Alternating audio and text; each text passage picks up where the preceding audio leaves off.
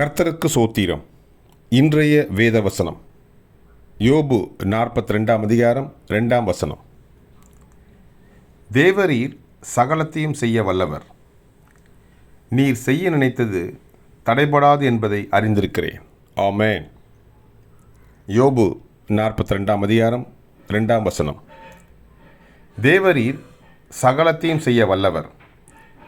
நீர் செய்ய நினைத்தது தடைபடாது என்பதை அறிந்திருக்கிறேன். ஆமென்.